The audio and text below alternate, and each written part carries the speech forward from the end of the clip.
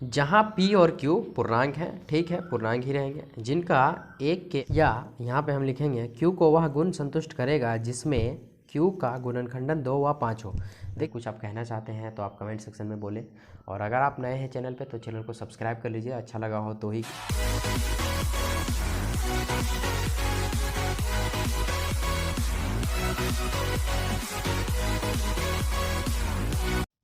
आगे बढ़ते हुए अब हम देखते हैं प्रश्नावली 1.3 का क्वेश्चन नंबर 6। इससे पहले वाले वीडियो में हमने 4, 5 कवर कर लिया था। तो आइए हम छठा प्रश्न देखते हैं। ये प्रश्न केवल देखने में बड़ा लग रहा है बहुत ही छोटा क्वेश्चन है। यहाँ पे P/Q के रूप की परिमेय संख्याओं के अनेक उदाहरण लीजिए। मतलब यहाँ पे एक क्वेश्चन यहाँ से कंप्लीट हो जाता है। P/Q के रूप की परिमेय संख्याओं के एक अनेक उदाहरण लेना है। मतलब यहाँ पे कोई भी संख्या हमें बटे के रूप में लिख देना है। जैसे यहाँ पे 1/13 -19/13 इस टाइप के कुछ भी लिख सकते हैं, ठीक है। लेकिन आगे क्या बोला गया पहले हम पढ़ लेंगे, उसके बाद लिखेंगे। जहाँ P और Q पूर्णांक हैं, ठीक है, पूर्णांक ही रहेंगे, जिनका एक के अतिरिक्त अन्य कोई उभयनिष्ठ गुणनखंडन नहीं है। इसका मतलब समझ लीजिए कि कौन सा परिमेय संख्या हमें लिखने के लिए बोला गया है ना, नहीं तो फिर गड़बड़ हो जाएगा। मतलब हमें ये बोला गया है कि परिमेय संख्या तो आप लिखें, लेकिन उसका जो गुणनखंडन होगा वो एक के अतिरिक्त अन्य कुछ भी नहीं हो सकता है। जैसे यहाँ पे मान लीजिए 2/3 है, तो ये जो 3 का है वो 1 से कट सकता है, 3 से कट सकता है। यहाँ जो 7 आपको दिख रहा है ये 1 से कट सकता है, और कुछ 7 100 से कट सकता है। ऐसा ना हो कि आप कुछ इस प्रकार से लिख दें परिमेय संख्या जैसे 5/8 1/4, तो ये नहीं होगा। क्यों नहीं होगा? क्योंकि ये जो 8 है ये 1 का पहाड़ा में भी आता है, 2 का पहाड़ा में भी आता है, 4 का पहाड़ा में भी आता है, और स्वयं 8 के पहाड़े में भी आता है। यहाँ पे बोला गया है जहाँ P और Q का जो पूर्णांक होगा वो एक के अतिरिक्त अन्य कोई उभयनिष्ठ गुणनखंड नहीं होगा। ये यहाँ पे बोला गया है कि एक के अतिरिक्त दूसरा नहीं होना चाहिए। लेकिन यहाँ पे अगर 1/4 लेते, 5/8 लेते तो ये परिमेय संख्या है, लेकिन इसके अकॉर्डिंग ये गलत हो जाएगा। बात समझ में आया? क्योंकि इसका जो गुणनखंडन है 2 भी है, 4 भी है, और उसमें 1 भी है। और इसका भी देख लीजिए 2 है, 4 है, 8 है, तो ये सब नहीं चलेगा। आगे देखिए, और जिसका शांत दशमलव निरूपण होना चाहिए। मतलब दशमलव जो प्रसार होना चाहिए वो शांत होना चाहिए। ऐसा ना हो कि आप ऐसा ले लें। तो देखिए ये सब क्या है? अशांत है। तो किस प्रकार का परिमेय संख्या होना चाहिए? देखिए इस प्रकार का परिमेय संख्या होना चाहिए जिसका जो दशमलव प्रसार है वो शांत होना चाहिए। 2/5 1/5 है ना, या फिर 5/2, ये सब क्या है?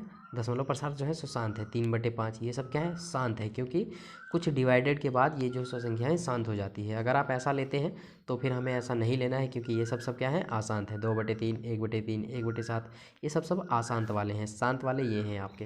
तो इस तरह का आपको एग्जाम्पल लेने हैं। अब इसके आगे पढ़ते हैं। क्या आप यह अनुमान लगा सकते हैं कि Q को कौन सा गुण अवश्य संतुष्ट करना चाहिए?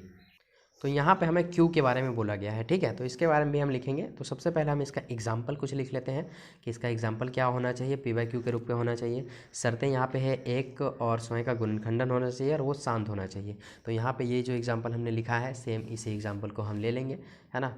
ये जो 2/5 1/5 यही सब एग्जाम्पल को ले लेंगे, क्योंकि ये शांत भी है।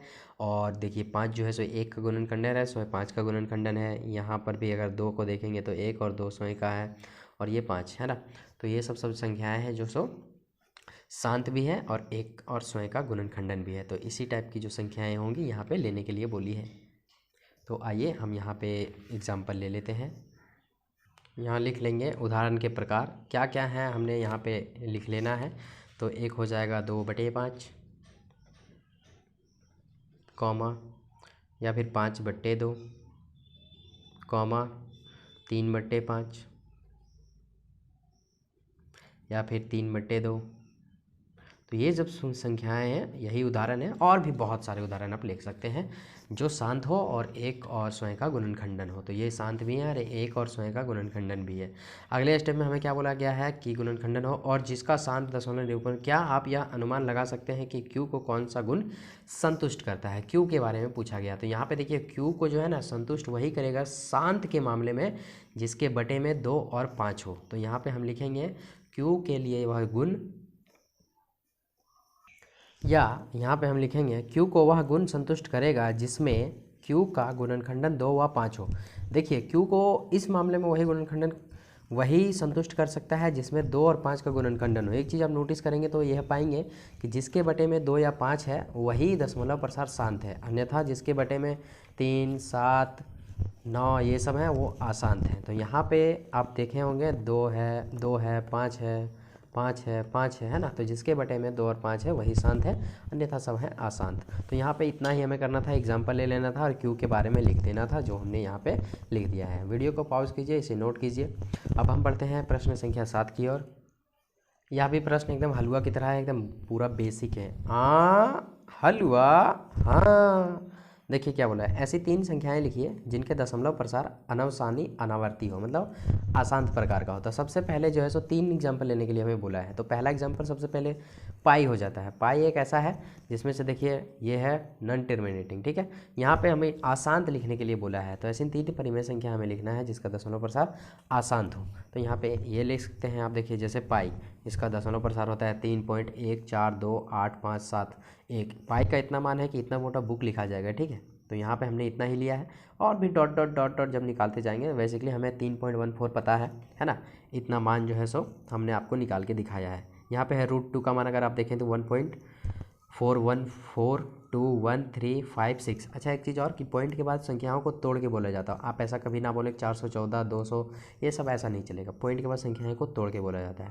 यहाँ पे √3 है 1.73205081, इस तरह करके भी ले सकते हैं। बहुत सी ऐसी संख्याएं, यहाँ पे 3 ही लेने बोला है। जैसे अब √5 भी ले सकते थे, √7 भी ले सकते थे, √9 नहीं ले सकते थे। रूट अगर 9 लेते हैं तो कितना हो जाता वो, रूट अगर हम 9 लेते हैं तो उसका जो है सो वर्गमूल 3 आ जाता है, और 3 जो है सो अनवसानी नहीं होता है ना। तो वही लेना है जो अनवसानी हो, अनावर्ती हो, जिसका दशमलव प्रसार कभी रुके ना, चलता ही रहे, उसी को ना अशांत बोलते हैं। तो यहाँ पे बहुत सी ऐसे संख्याएं हैं, इसे वेरीफाई करने के लिए आप थोड़ा सा कैलकुलेट का भी सहारा ले सकते हैं, या फिर √2 और √3 का जो है सो कैसे निकाला जाता है मान, क्लास 8 में दी गई है। अगर आपको पता नहीं है तो आप कमेंट सेक्शन में बोलेंगे, मैं इस पर एक सेपरेट वीडियो लेकर आऊँगा जिसमें से √3 √2 √5 √6 इन सब का दशमलव प्रसार निकालने के लिए सिखाऊंगा। तो मिलते हैं अगले वीडियो में, अब तक के लिए इतना ही। वीडियो को पॉज करके अच्छे से नोट कर लीजिए। अगर आपका कुछ क्वेरी है या फिर कुछ आप कहना चाहते हैं तो आप कमेंट सेक्शन में बोलें, और अगर आप नए हैं चैनल पे तो चैनल को सब्सक्राइब कर लीजिए, अच्छा लगा हो तो ही कीजिएगा, नहीं तो चैनल आप छोड़ सकते हैं, और अच्छा लगा हो तो वीडियो को लाइक कर दीजिए, ठीक है। मिलते हैं अगले वीडियो में, तब तक के लिए thank you and bye bye.